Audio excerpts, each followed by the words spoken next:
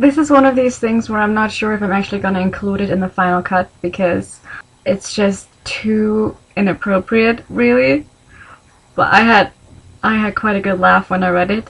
So she's in the bathroom cleaning certain toys that they used for certain things, and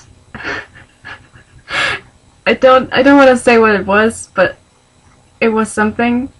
And now that she's washing it afterwards, she says it looks innocuous enough and surprisingly clean.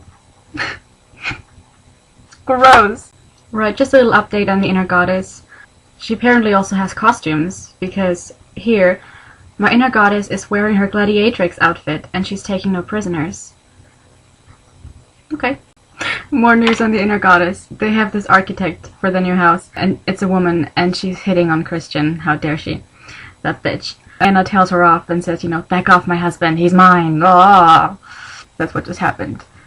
Of course, she stutters, wide-eyed and frankly a little intimidated by me. This is a first. My inner goddess runs around the arena, waving to the frenzied crowd. She has a frenzied crowd in her head as well? It must be so hard being her.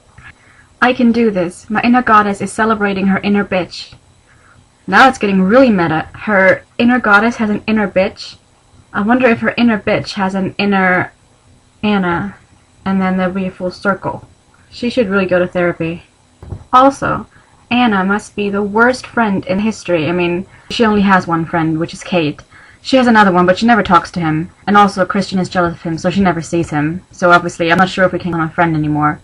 Yeah, so she has one friend, and she hasn't seen her in a couple of weeks, I think. Or ever since the wedding, because she's been away on a honeymoon for a couple of weeks. So they meet up at a bar, and Kate and I have not stopped talking. I had forgotten how much I like hanging with her. You had forgotten how much you like hanging with your best friend, your only friend? That is not something you forget, is it? Surely that is something you're always aware of. That is the very reason you're friends. There's been so many news on the inner goddess that I feel like the subconscious is getting a bit jealous. So here's one bit about the subconscious, with some more weirdly detailed information. My subconscious eyes me warily over her tortoiseshell half-moon specks. So now the half-moon specks have a color, and it's tortoiseshell, if I'm pronouncing that correctly.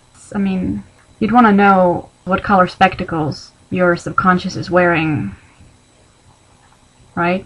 I know that the only thing everyone really wanted to know was, what is the subconscious rating next, after Charles Dickens? And I'm glad to announce that I now know the answer to this question. My subconscious rolls her eyes at me in despair and goes back to reading her dog-eared copy of Jane Eyre. So, Jane Eyre it is, and apparently she's read it more than once. Mystery solved.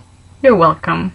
I'm pretty sure the inner goddess is the most active of the three protagonists. I wonder if I should be alarmed by this turn of events, but since my inner goddess has left the building and taken my libido with her, I'll think about it in the morning. So the inner goddess can leave? That's new, right? Why hasn't she left ages ago without ever coming back?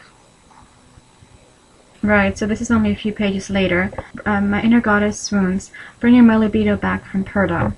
Now I didn't know what Purda is, so I Wikipedia'd it, and Purda, or Parde, is the practice of concealing women from men. Purda exists in various forms in the Muslim world, India, and other cultures. So her inner goddess has been dabbling in other religions? It's strange to be cocooned in the bosom of my family. What? Who the hell talks like that?